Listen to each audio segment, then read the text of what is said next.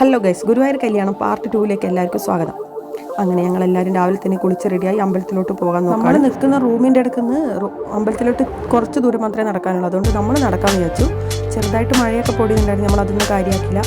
അങ്ങനെ പട്ടിച്ചോ ആദ്യം മുല്ലപ്പൂവാണ് വാങ്ങിയത്. അത് വെച്ചിട്ട് രസമില്ലാത്തതുകൊണ്ട് ഈ പേരറിയാത്ത പൂ വാങ്ങി. വെച്ചേരാൻ ആരും ഇല്ലാത്തതുകൊണ്ട് പാവം ചെക്കൻ എനിക്ക് വെച്ചെന്ന്.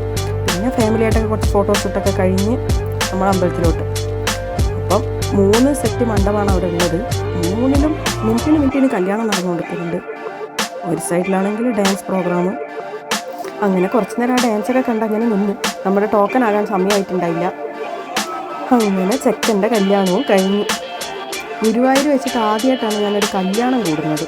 അതുകൊണ്ട് തന്നെ എന്തായിരിക്കും എന്നൊക്കെ അറിയാനുള്ളൊരു ക്യൂരിയോസിറ്റി ഭയങ്കരമായിട്ടുണ്ടായിരുന്നു എനിക്ക്.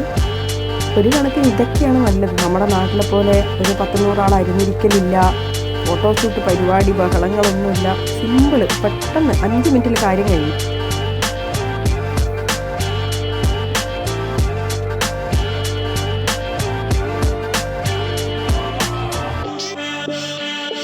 പിന്നെ പരിപാടിയൊക്കെ കഴിഞ്ഞ് നമ്മൾ സദ്യ, നല്ല അടിപൊളി സദ്യയായിരുന്നു.